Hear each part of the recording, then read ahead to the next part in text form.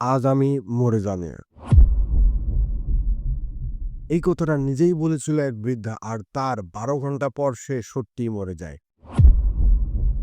ঘটনাটা ১৯৯৫ সালের মেহেরপুরের একটি ছোট্ট গ্রামে। ভোরবেলা ৭০ বছরের সাবরিনা খাতুন ঘুম থেকে উঠে বলে, আমার সময় শেষ, আমি আজ আর বিকেল দেখতে পারবো না। পরিবার হেসে উড়িয়ে দেয়, কেউ ভাবে ওষুধের পার্শ্ব প্রতিক্রিয়া, আবার কেউ ভাবে মন গড়া ভয়।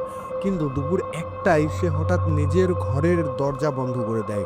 কেউ ঢুকতে পারছিল না, কেউ ডাকলে সে বলতো, সময় আসছে, আমি প্রস্তুত।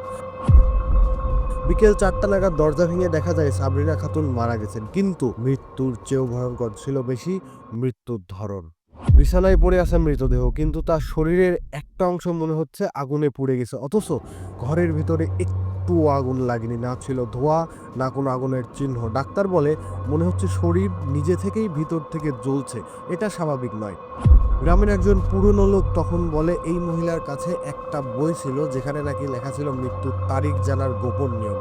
সে বইটা নাকি অনেক আগেই বন্ধ করে রেখে দিয়েছিল নিজের ঘরে, কিন্তু মৃত্যুর পর সেই ঘরে কোনো বই পাওয়া যায়নি, শুধু একটা কাগজ।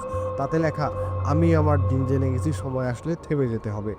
এখন প্রশ্ন হলো, মানুষ কি আসলেই জানে সে কবে মরবে, নাকি কেউ বা কিছু আমাদের সেটা জানিয়ে দেয়? এটা ছিল ১০০ দিনের মিষ্টি চ্যালেঞ্জের ডে 7। কালকে আসছে এমন এক ঘটনার সাথে যেখানে একজন মানুষ গুগলে নিজের নাম সার্চ করে পায় সে নাকি ৫ বছর আগেই মারা গেছে। সাবস্ক্রাইব করো যেন একদিন তোমার নাম সার্চ দিয়েও কেউ এমন কিছু না পায়।